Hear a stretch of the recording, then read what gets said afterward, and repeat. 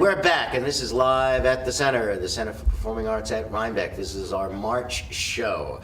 And what we're going to do this month is we're going to talk about one play and one play only, and I've invited the bulk of the creative team, actually. I think just about 2/3 of the cast is here. What you're looking at, this is very interesting, ladies and gentlemen. We always rehearse a show on the set of the show that is currently being performed. So what you're seeing behind us right now is this beautiful, beautiful New York City brownstone ground floor apartment from Kaufman and Hart's You Can't Take It With You. This is designed by Andy Weintraub.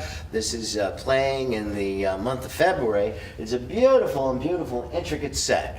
And in front of it, what we've got is a set that we are going to be using for Angels in America, which plays in March. So it's very interesting when we work here, if we're not rehearsing downstairs in the studio or in the classroom, and we're up here on the stage with the next show up, then we are forced to rehearse on somebody else's set. So it's kind of schizophrenic. It is, isn't it? Yes, very schizophrenic. And this set, Marcus, this is Marcus Greggio, who is the director. Hi, Lou. Hi, Marcus. And Marcus, this is the concept of the set is Marcus's, and this is Bill Ross. And Bill is actually the scenic designer and scene painter, and a lot of the stuff that he has put together isn't here yet. This is going to have several levels, right? 2 levels. 2 levels, and it's going to be backed by some flats, Lots of panels, painted panels. Yeah. It's going to be very modern, Modern. very clean. Yeah, well, as you can see, all this furniture, you've got this kind of faux Victorian, Edwardian stuff for You Can't Take It With You, and then you've got all these straight lines, monochromatic, one color. Quite interesting. So, in any event, that's how we do things around here. Angels in America. This is Tony Kushner's award-winning play. We're doing the first part, which is called Millennium Approaches. And the second part is called? Perestroika. Perestroika. We're only doing part 1, and even that is how long? 8 hours? 8 hours long. No, don't scare them. No. Don't scare them. It's like 90 minutes. 20 minutes, yeah, we wish. It's like both of Shakespeare's tetralogies put together. Actually, it's about a 3-hour play. Yes. We think. Sorry, yes. It's probably 3 hours. This opens on March the 4th. It plays through March the 13th. And you know how to get to us, 845-876-3080. You call us Tuesday through Friday between the hours of noon and 5. Saturday between 1 and 5. Always online, 24 hours a day. www.centerforperformingarts.org. Enough of the business. So, Marcus is the director. He conceived the set. Alan, who are you? I play 3 characters in the show. Which 3 characters are you? I play Henry, which is Roy Cohn's doctor, longstanding doctor. I play Martin, who's a big Reagan supporter on the federal bench and a big political operative. And I play Pryor 2, which is an alter ego to our hero Pryor, when he hallucinates all kinds of things. So let's switch down to the Pryor character. That's you. Prince Kevin. Yes. Kevin Archambault is playing Pryor. And Do play Pryor Walter. Pryor Walter. And a little bit about him? He's a young gentleman who is dating Lewis, played by Bill Ross, who happens to be infected with HIV. And sitting next to Kevin is Alex. And Alex, who are you playing? I am playing Joe Pitt, who is a Mormon lawyer in Brooklyn during the 80s. So yeah, from Salt Lake City. Yep. And what's his story? What's going on with him? He, I don't want to give too much away, but he since he had a kind of different upbringing to what his personality is, he's trying to find himself in the middle of his life, and I think he's probably the most confused character of the entire play. Right. He doesn't even know who he is, and this is the part where we actually find out what he is, and it's kind of traumatic for him. Mm-hmm. Very traumatic. Is he what? Not gay. Not gay. Republican. And Bill, who are you? In addition to being the scene designer and scene painter? I play Louis Ironson. I play Pryor Walter's lover of 4.5 years.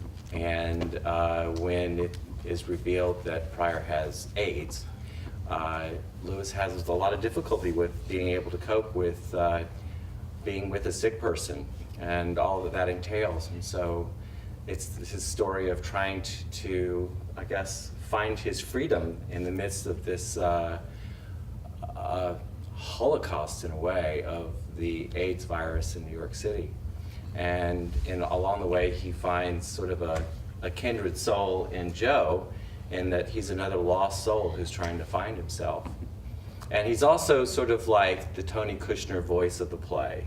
The political voice. The political voice. Yeah. You know, sometimes I break into these long speeches and I'm like, this really isn't Lewis talking right now. This is Tony Kushner trying to make a point, and trying to do it and not bash it over the audience over the head with it. So it's very challenging. I'm very appreciative of being able to have this opportunity to do this. So I'm enjoying it, I think. It's a challenging work. While you're on the subject of the voices, Tony Kushner calls this, I'm looking at my script, I'm also in the play.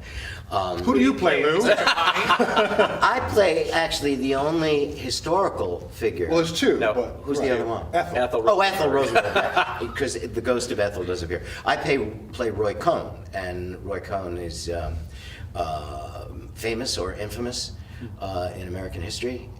He was very influential during the late 40s and early 50s in the Red Scare. He worked for Senator Joe McCarthy for quite a while, and he is a character in this play. You were talking about being Tony Kushner's voice, so you're Tony Kushner's progressive liberal voice, and I am Tony Kushner's repressed, not so liberal, not so progressive voice.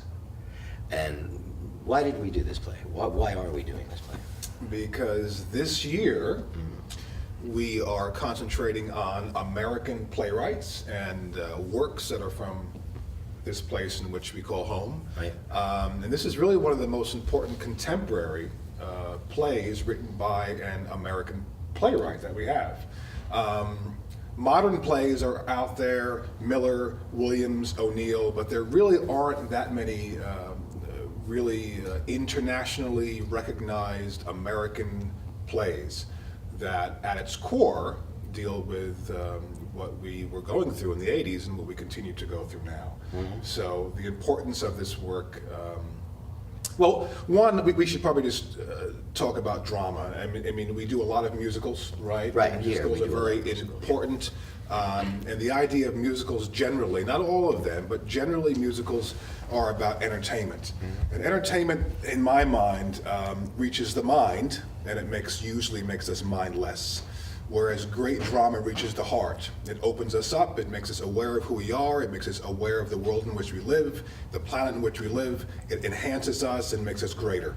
And that's one of the reasons, I think, one of the primary reasons why we're doing this play right now, because Yeah. we all need time in our lives to enhance who we are, to learn who we are, and Well, to this remember is who we were. This is a double threat. I mean, not only is it a signature piece in terms of time and space, very reflective of America, and you know, the plays that you mentioned, or the playwrights you mentioned, Williams and Miller. I mean, those are modern American playwrighs. Right. Well, this is contemporary, Right. even though this is written when. It was on Early 92. It was 92. on Broadway 92. And But, well, he began to write in '88. It was in London in '92, but it didn't open. It didn't come here. on Broadway Couple until years. '93. Yeah. 93, okay. '93 is when it won the Pulitzer Prize for Drama and the Tony Award for Best Tony Play. Award. And then the Mike Nichols, people probably in the audience are most familiar with the HBO special directed by Mike Nichols, which starred Emma Thompson, Al Pacino, Meryl Streep, and that won Emmy Awards for just about Tons. everybody. It was one of the Mary most, Louise I think Parker. it remains So- the most awarded. Pacino received an award, TV. Meryl received an award, Nichols got an award, the show itself got an award. Was there another one? The script. The script got an award, yeah. So it's a highly praised show. And that was, came out in 2003. Yeah. I want to say, one of the things I think is really interesting, that we're in a political year, we're in an election year, and even though this play is over 20 years old, a lot of what Kushner has to say is just so incredibly relevant to what we're going through right now. It's kind of bizarre, really, how relevant this material still is to the. It doesn't feel like a period piece at all. Not at all. So it's beyond being a play about AIDS. There's a lot of plays about AIDS that have had their moment and then they've kind of gone away, and now they're sort of period pieces in some ways, which is good, but not this piece. It's almost as though AIDS is a coincidental event to really have a dialogue about what is the United States of America. Your incredibly long monologue, the one that you keep sweating over, about how there's no spirit in America, there are no angels in America, is wonderful. Now you talk about playing one of the great Reagan political operatives, who's a fictional character, but he is definitely in the script associated as he works for Ed Meese, who is a real character, the former Attorney General of the United States. So you're a guy who works for him, and you spout some of the more hardline political statements. I do. You do. Republican hardline. Republican hardline political statements. And there's a lot of passion to that Republican Yeah, there is. right Yeah. point of view, and they believed it. And in that point in time, they saw Republicans taking over all of the aspects of government, certainly all of Congress, the presidency. And we are now at a point where Republicans also are fighting to take over all three branches of government. So there's another relevance for you Right. to today's age. Right. So why do you think the Reagan backdrop, because you can say a lot of things about the Reagan era. Economically, we were very prosperous.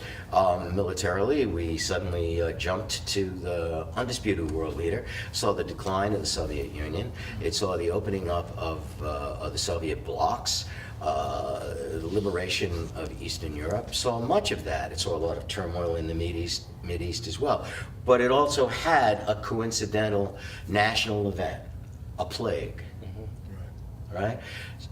Why that era, do you think? I mean, it's a massive coincidence, yes. What is it about the Reagan era, though, and the gay epidemic? They turned their back on the gay community. I was going to say it's about how the politics didn't pay attention. Politicians in general did not pay any attention to it. That's right. Do you think it would be any different if we were during the Obama administration or the Clinton administration? Oh, yeah, it would be a Absolutely. completely different play. You do think so? Oh, sure. Yeah, how? So- How would it be different? Well, I mean, we have to think about the rights of the gay community, the LGBT community. I mean, this is at a time, Kushner began to write his play in 1988. So that was at a time when Reagan was just coming to the end of his 8 years. Right. George #1, old George Bush, was just being elected when this play was being heard in London in 1992. Sorry, that's not true. 88, George Bush. 92 was when Clinton was Elected, yeah. elected. So that there was a little change there. But this country was still at a place where it was in turmoil. As much as the 80s, I think, and lots of us who grew up in the 80s, for many of us, it was a grand time, and we had wonderful music from certain people's point of view, certainly from mine. But this play was also written at a time when ACT UP was just coming into. Well, ACT UP was in public eye. reaction to the non-performance. Well, of that's the exactly right. In So, reaction to- so the turmoil of Kushner. There's a moment in this play where one of the characters comes out to his mother, and Tony Kushner did that. So he was writing this play at a time when he was trying to work out who he was in the structure and in the turmoil of this plague and of a Reaganism that didn't want to recognize that this was a plague, and they kind of wanted to hide it away. It wasn't until well in the mid-'80s, which is term #2 of Reagan, where he actually mentioned the word AIDS. So that's a long time to wait. So that turmoil we don't quite have right now in the exact same way. Well, I think one of the things that really happened too was that it was the time period of the empowerment of the gay and lesbian Exactly. community in this country, where the character of Roy Cohn says that, gays, I'm not gay because gay people are powerless. Powerless. Nobody cares about them. And I don't think you would say that today. And I think that that's a direct result of all, I mean, so many things, positive things came out of the AIDS epidemic for the gay community. I mean, you would have never thought in 1988 or 85 or 2002 that we would have, you know, the federal recognition of same-sex marriages now. So it's like I said, this whole play is so thought-provoking on so many different levels, and we're just talking about the AIDS and the gay thing, but there's And also that's- the Mormon thing, and the there's so politics many thing, other things, and too, the race Ron. thing. But there's an awful lot with your character, Alex, that you are a young, idealistic attorney with a strong religious, moral background. You come to the East Coast. You get involved in working for a judge. You become a clerk for a judge, and then you are sucked into a political process. Yeah. And all your values are challenged. Completely. It's a moral, you know, it's seeing, you know, it's, do I jump in with the sharks or do I try to play it safe with my own morals? You don't know.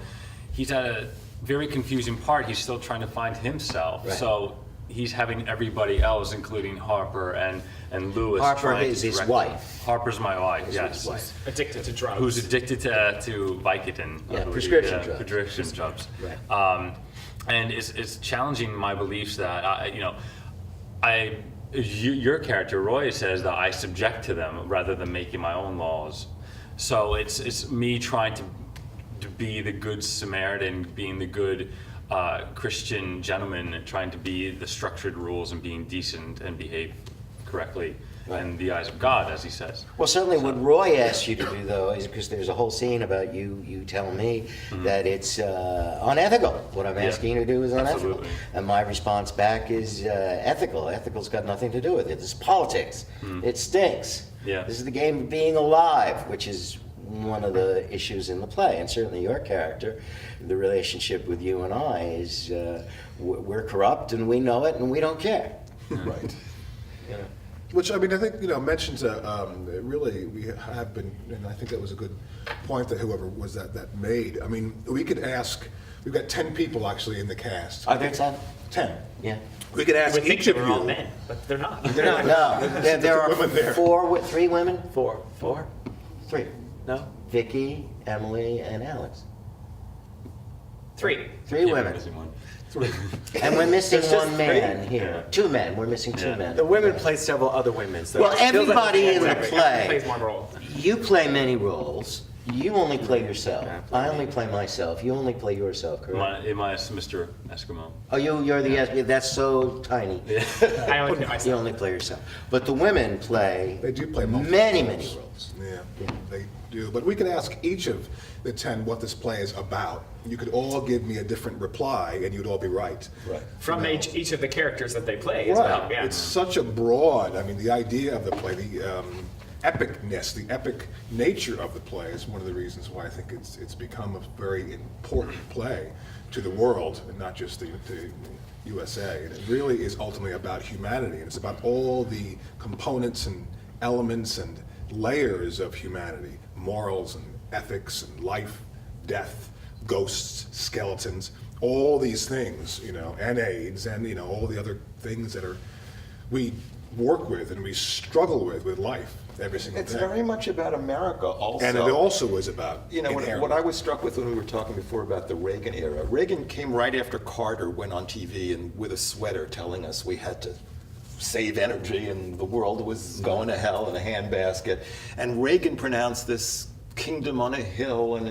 But meanwhile, under the Reagan administration, there was this dark AIDS thing going on. And America's always been two things. There's growth and beauty and entrepreneurship, and there's poverty and the slaughter of Indians and all kinds of a dark thing going on underneath. And it's interesting that right now, there's anger. The political stage is all about anger, about all the people that are suffering under this American prosperity thing. Yeah. Can I just, just to put it into context, what is the difference between the United States of America, which you say has, on the one hand, a shining image of itself, and then there's the dark undertone. You can certainly look at Great Britain, which has got, you know, a shining image of itself, but there is also a real dark undercurrent as well. The Irish question still isn't solved.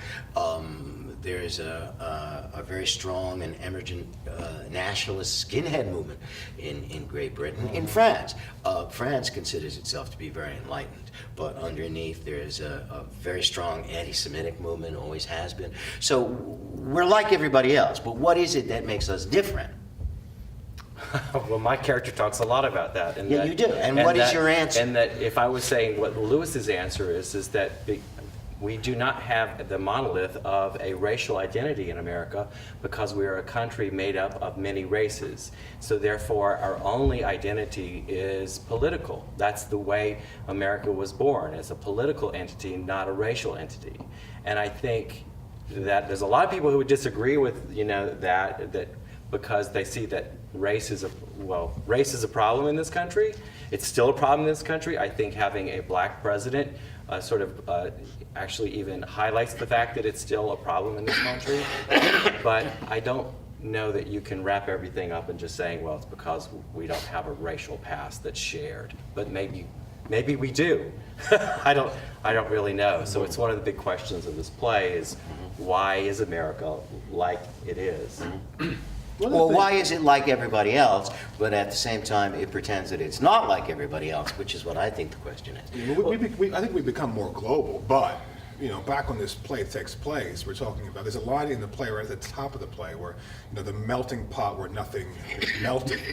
The idea that we all bring to this land who and where we derived, and we still hold on to the ideas, the things that we eat, you know, beliefs from where we came from to the USA. And those things don't really change. You know, we still hold on to who we are. And that's changed, I think, throughout the world. But certainly there was a very core time, I think, in the country where this melting pot, where nothing melted, you know, where we've all these different ideas and all these different ideas, I can't think of a different word, that come together as one, but we're still different. And doesn't the rabbi quote that in the play? Well, right, Saying yes, that that's we what I bring mean, on our right. backs the shtetl as we come into the Yes, that's country. exactly right, yes, yeah. And I think that's uniqueness that we have, that we certainly had during the 80s.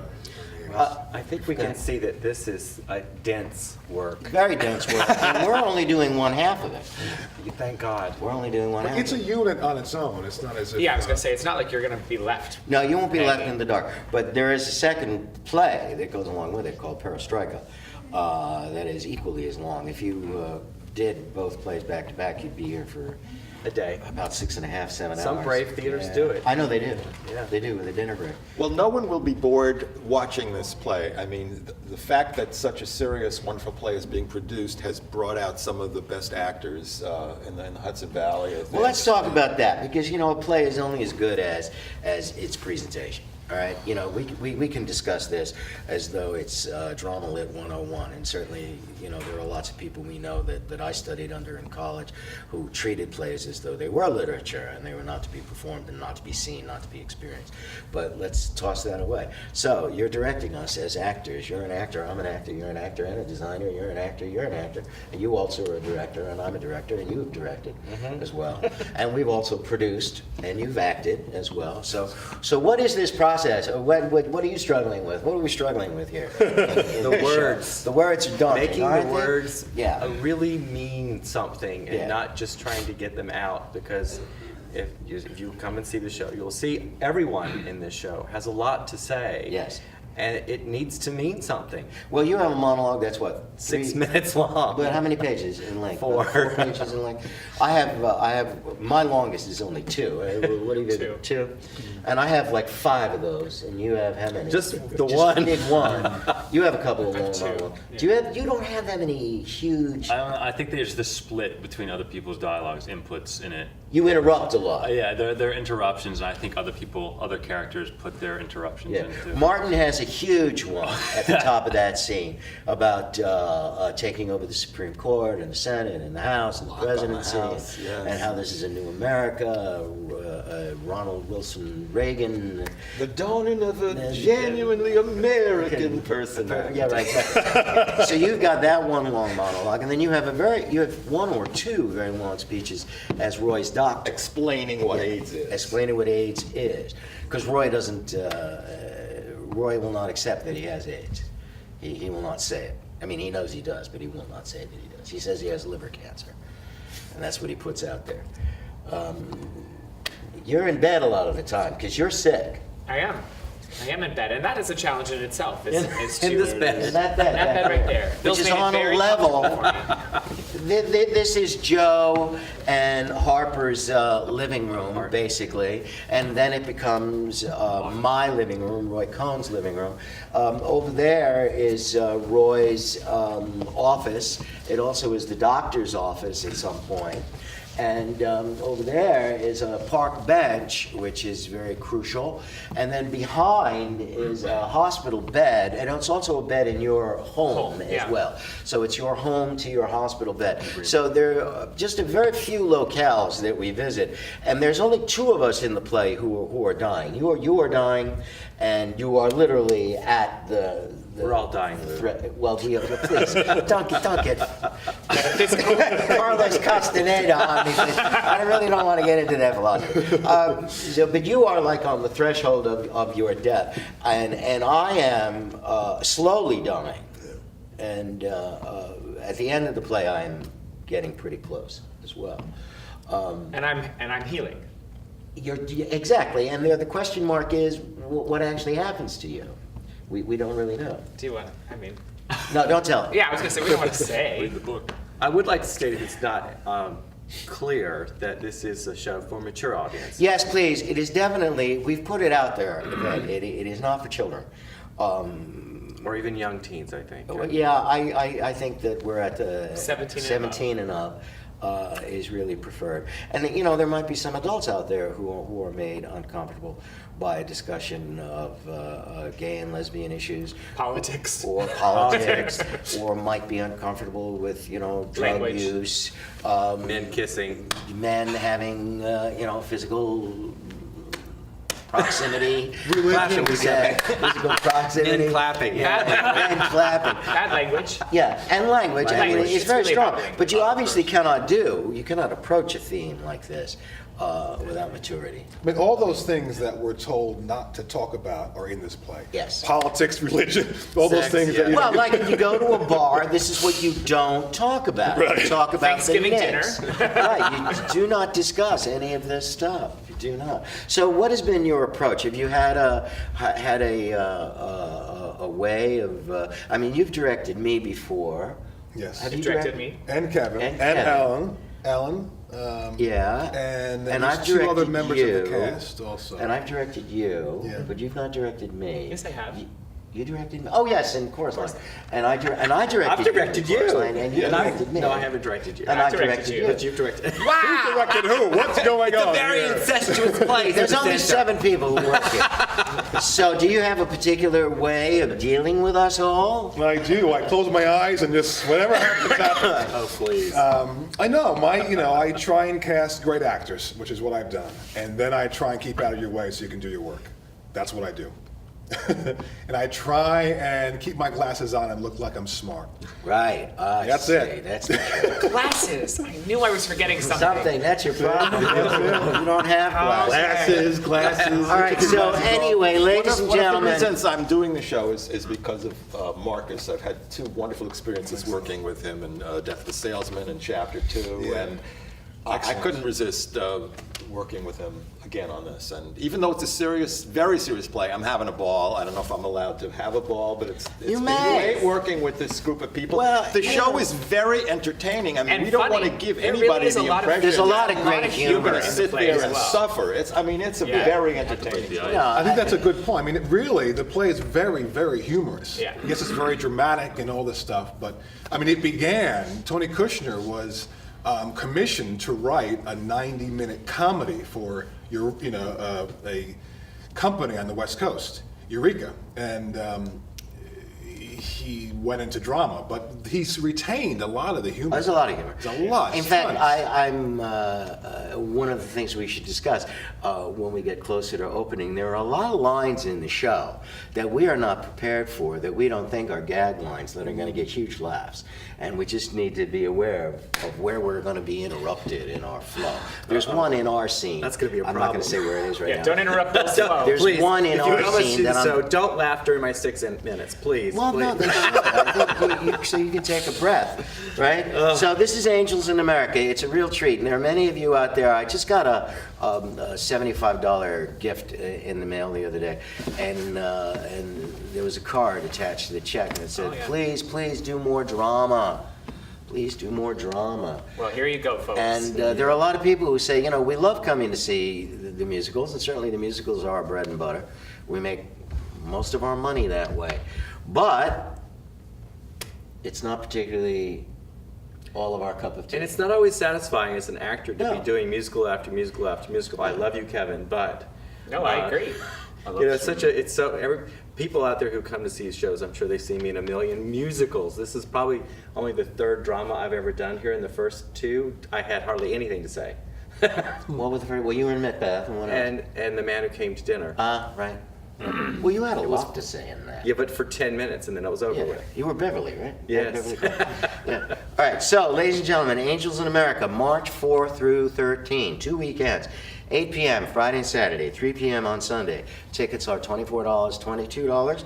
You call our box office, 845-876-3080, Tuesday through Friday between the hours of noon and 5, Saturday 1 to 5, always online, 24 hours a day, centerforperformingarts.org. And just let me give you a heads up, following us March 18th through March 20th, Deirdre Lowry and Patrick Brown are back. I think this is their 10th or 11th or 12th year. They've been here forever. Sala Soleil, the Valley's or the State's premier Irish dance company. It's a fusion of traditional Irish dance, and Deirdre has put in some real. It's a perfect fusion for me of the classical ballet and that foot stomping Irish dance, and it's just beautiful. And Patrick is a master Incredible at technical director. mixed Lighting. media, Absolutely. lighting, gorgeous sound. So that's March 18th through 20th here at the center. Call the same number for tickets, and then just give you a heads up what's coming on after that. April 1, Rock the Concert, Rock the Center, sorry. Castaway Players doing a one-night only concert extravaganza. Then on April 3rd, we have a new opera that has been written by some Bard students. It's called Godfather of Death. And then in the month of April 8th through 17, the 10th annual Sanskrit Shakespeare Festival kicks off with Romeo and Juliet, followed April 22 to May 1 with West Side Story. Kevin is directing West Side Story. I am directing Romeo and Juliet. We're sharing the same space, and it should be very interesting. Yeah. Very interesting. Back to back. Anything, show us that Poster. beautiful poster. And please come out and Thank you. support us. Who Since do you that say we don't poster? do enough plays. Don't do enough drama. We don't do enough drama. Please. So please support this drama. It's really great. Yep.